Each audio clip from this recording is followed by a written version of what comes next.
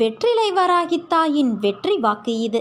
என் தங்கமே, உன் பிரச்சனைக்கு தேர்வு தருவதற்காக இன்றிலிருந்து 8வது நாள் காலை 11:05 நான் உன்னை தேடி உன் இல்லத்திற்கு வருவேன். என்னை நீ அடையாளம் கண்டு கொள் குழந்தையே. கொஞ்சம் பொறுமையாக இரு. எல்லாம் முடிந்துவிட்டது என்று நீயே உன்னை முடக்கிக் கொள்ளாதே. மனதை ஒருநிலைப்படுத்திப்பார். உன்னை சுற்றியுள்ள வாய்ப்புகள் உனக்கே புலப்படும். எல்லா சந்தர்ப்பங்களும் தானாக அமையாது. நீதான் நம்பிக்கையோடு அதை உருவாக்க வேண்டும்.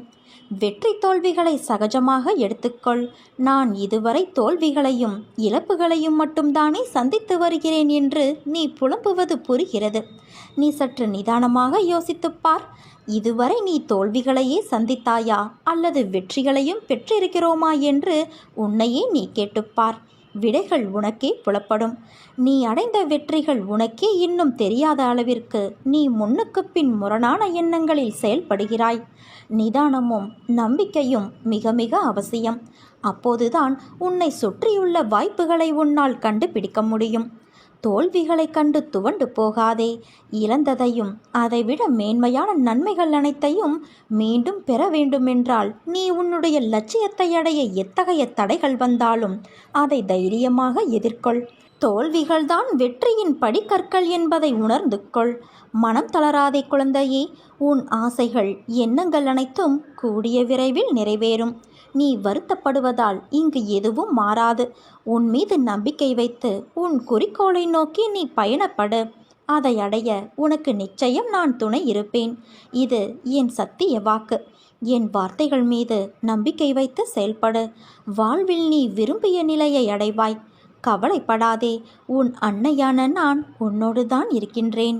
பல பேர் வாழ்க்கையை வாழ்வதற்கு தைரியம் இல்லாமல் இன்றும் பல துயரங்களை அனுபவித்து வருகின்றனர். ஆனால் நீயோ அனைத்தையும் கடந்து நானே கதி என்று என்னை நம்பி என்னிடத்தில் பொறுப்புகளை ஒப்படைத்து சதா சர்வ காலமும் என்னை விடாமல் பூஜித்து கொண்டு இருக்கிறாய். உன்னை வழி நடத்தும் ஆசான் நான். உன்னை வாழ்க்கையில் வியக்கும் வண்ணம் உயர்த்துவதே என் கடமை. நான் இருக்கிறேன் என் குழந்தையே. நீ நம்பிக்கை இழந்து விடாதே. அனைத்தும் என்னையே சேரும். துன்பம் வந்த நேரத்தில் ஒரு நன்மை விரும்பி நல்ல ஆலோசனையை சொல்பவர் யாராயினும் அவர்கள் இறைவனின் வடிவங்கள். இறைவனின் சங்கல்பம் இல்லாமல் அவர்கள் அந்த நன்மை ஒன்றை சொல்ல மாட்டார்கள். இவ்விஷயத்தை அனைவரும் நன்கு நினைவில் இருத்திக் கொள்ளுங்கள். அதனால் அப்படிப்பட்டவர்கள் கூறும் இதமானவற்றை தள்ளிவிட வேண்டாம். கேட்டு கடைபிடிக்க வேண்டும். துன்பங்கள் வராமல் இருக்காது. வரும்.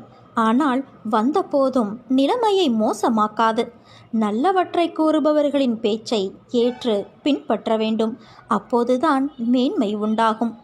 பிறருக்கு எதையும் கொடுக்க முடியவில்லை என்றாலும் மனதார வாழ்த்து. நம்பிக்கையை ஏற்படுத்தி கொடு. என்னிடம் மற்றவருக்காக பிரார்த்தனை செய். கிடைக்கும் கிடைக்காத நடக்கும் நடக்காத விஷயங்களுக்கு நடுவில்தான் உன் வாழ்வின் தேடல் எதிர்நோக்கி இருக்கும். நீ ஆசைப்பட்டு விரும்பிய விஷயங்கள் கிடைத்த நடந்த எல்லாமே உனக்கு திருப்தி கொடுக்கும், மகிழ்ச்சியை தரும். உனக்கு எதிர்மறையான கிடைக்காத நடக்காத விஷயங்கள் அவைகள் உனக்கு கஷ்டத்தை கொடுக்கலாம். ஆனால் அவைகள் தரும் பாடங்களும் பகுத்தறிவு நடக்கும் விஷயங்களை முதிர்ந்த அறிவு திறனோடு ஏற்றுக்கொள்ளுதல் என எல்லா வகை முன்னேற்றத்திற்கான வழிகளையும் வகுக்கும். உன்னிடம் ஒன்று இருக்குமானால் அதை பெற நீ சிறிதாகவோ பெரிதாகவோ ஒன்றை இழந்து இருப்பாய். ஒன்றை அழுத்தி அதை புதுப்பித்துதான் இன்னொரு விஷயம் கிடைக்கும். இரண்டும் கிடைப்பதோ அல்லது ஒன்றை இழக்காமல் இன்னொரு விஷயம் கிடைப்பது சாத்தியமல்ல. ஒரு பூ பூக்கிறது என்றால் மறுநாள் அது காய்ந்து போகும். அந்த இடத்தில் வேறு ஒரு மொட்டு முளைக்காமலா போகும்? முளைக்குமல்லவா? அதே போலத்தான் உன் வாழ்க்கையிலும். இழந்தவை என ஒன்று இருந்தால் பெறுபவை என ஒரு காலமும் வரும். அதற்கு பொறுமை காத்திரு குழந்தையே. கிடைப்பது அதிசயமல்ல. ஆனால் கிடைக்காத போது உன்னை நீ எப்படி எதிர்நோக்கி சமாளிக்கிறாய் என்பதை பொறுத்தே உனக்கு கிடைக்கும் விஷயங்கள் அதிசயமாகும். உன் அன்பு என்னும் கடல் எவ்வளவு ஆழமாக இருக்கிறது என்பது என் மீது உனக்கு இருக்கும் அளவு கடந்த பக்தியை எண்ணி நான் பூரிப்படைகின்றேன். உன் வாழ்வில் உன் அன்னையின் மீது வைத்துள்ள நம்பிக்கை என்பது அளவிட முடியாததாய் இருக்கின்றது. நான் இருக்கையில் உன் வாழ்க்கையில் ஏன் இந்த வெறுமை? நீ ஏற்றிய தீபங்கள் போல உன் வாழ்க்கையில் நான் தீபம் ஏற்றப் போகிறேன். இன்னும் சற்று நாட்களில் நீ அதை உணரப்போகிறாய் குழந்தையே. வானத்தில் இருக்கும் சூரியனைப் போல, நிலாவைப் போல, நட்சத்திரங்களைப் போல மின்னி நீ ஒளி வீசப் போகிறாய் அம்மா. ஆனாலும் சில சமயம் என்னையும் மீறிய பிரச்சனைகள் வரும்போது என் மனம் என்னையும் அறியாமல் சஞ்சலத்திற்கு உள்ளாகி கவலைப்பட வைக்கிறது என்கிறாய். இந்த மானிட பிறவிகள் தங்களை சுதந்திரமானவர்கள் என நினைத்து கொண்டு சுகத்திற்காக இரவு பகலாக உழைக்கிறார்கள். ஆனால் அவர்கள் கஷ்டம் என்ற ஒன்றை மட்டுமே அறுவடை செய்கிறார்கள். இதுதான் விதி.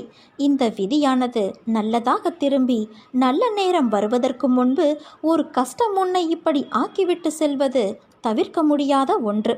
எதிரிகளிடம் சிக்கிக்கொண்டு அனைத்தையும் இழப்பது, வம்பு வழக்கு என்று அலைவது, நீடித்த புகழ் நிலை மாறி அனைவரும் புறக்கணிக்கும் வகையில் அவமானம் உண்டாவது போன்ற நிலைகள் தோன்றுவது.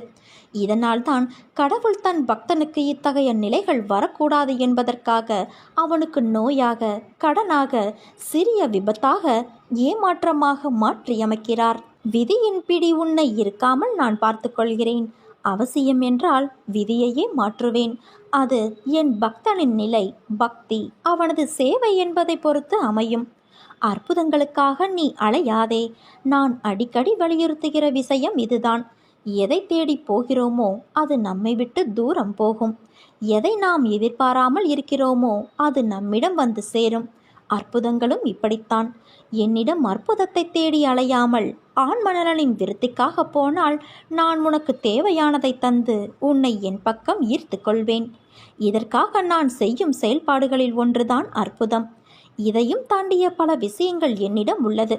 காத்திருந்தால் நிச்சயம் பெற்றுக்கொள்ளலாம். அனைத்தையும் உணர்ந்து பிரார்த்தனை செய்தால் நன்மை நடக்கும். இதற்கு உன்னை நீ தகுதிப்படுத்திக் கொள்ள வேண்டும். எந்த சூழ்நிலையிலும் நம்பிக்கை இழக்காதே. நீ நினைத்த காரியம் விரைவில் பூர்த்தியாக போகிறது. நீ படும் வேதனையிலிருந்து உன்னை நான் விடுவிக்கப் போகிறேன் குழந்தையே. இந்த உலகத்தில் யாரும் நிரந்தரமில்லை.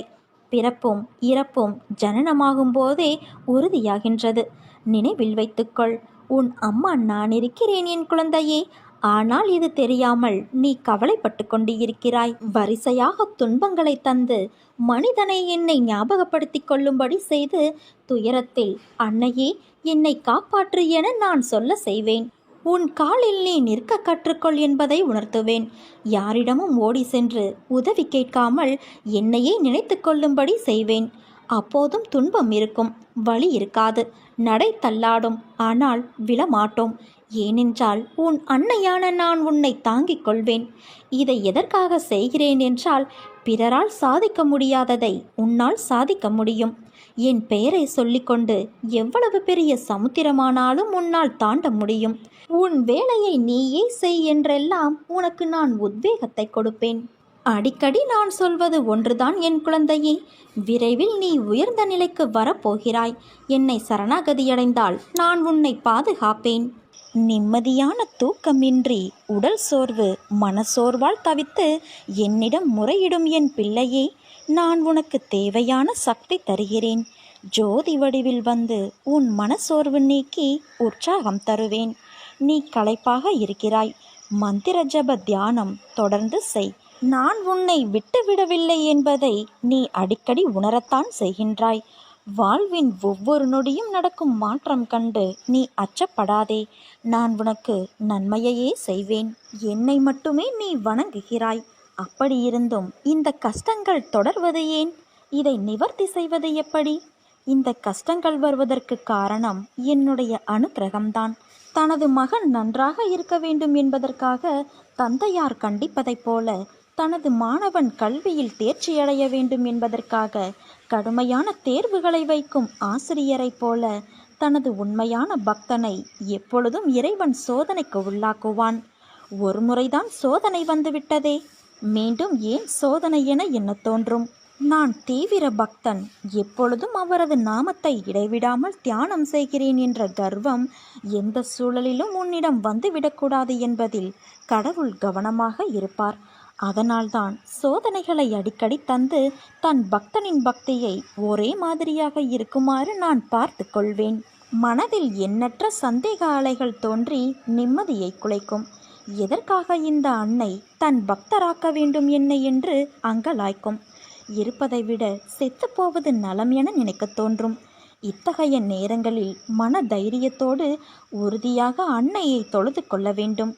என் நாமத்தை இடைவிடாமல் ஜபித்து சங்கடத்தை தைரியமாக எதிர்கொள்ள வேண்டும். இப்படித்தான் நீ இத்தனை ஆண்டுகளையும் நகர்த்தி வந்து இருப்பாய். அதை தொடர்ந்து செய். அச்சம் உயிரை குடிக்கும். அஞ்சாமை உயிர் பிழைக்க உபாயத்தை தேடும். இதனால் நாம் ஜெயித்து விடுவோம். நான் நானாக இருக்கப் போகிறேன் என்று உன் மனதை சோதனையை எதிர்கொள்ள தயாராக மாற்று. இதுதான் முதல் படி. என் கடவுளான அன்னை யாரைப் போலவும் நடித்தவரல்ல. அவர் தனக்கென ஒரு வழியை உருவாக்கி கொண்டு அவராக இருந்து நடைமுறைப்படுத்தி ஜெயித்தவர். அவர் என்னோடு இருக்கிறார். நான் பிறர் நடுவே தனித்தன்மையோடு இருக்கிறேன். நான் இதுவரை பெற்றது தோல்வியல்ல, அனுபவம் என்று நீ நினைத்துக்கொள். நான் இதுவரை அனுபவித்தது கஷ்டமல்ல, சோதனை. இதில் நான் ஜெயிப்பேன். நான் தோற்க பிறந்தவன் அல்ல, ஜெயிக்க பிறந்தவன் என்று கூறு. இவ்வாறு நீ கூறும்போது உன் மனதில் ஒரு தன்னம்பிக்கை, தைரியமாகியவை உன் மனதிற்குள் தோன்றுவதை நீ உணர்ந்து கொள்வாய். உன்னுடைய ஆன்ம சக்தி உயர்ந்து வருவதை உன்னால் பார்க்க முடியும். நான் தோற்று களைத்து போக சாதாரண உடம்பல்ல, தோல்வியோ அழிவோ அறியாத ஆன்மா என்று உன் மனம் உனக்குச் சொல்லும். நீ நம்பிக்கையோடு இரு, நல்லதே நடக்கும். இது உன் வெற்றிலை வராகி என்னும் இந்த வெற்றி வராகியின் சத்திய வாக்கு.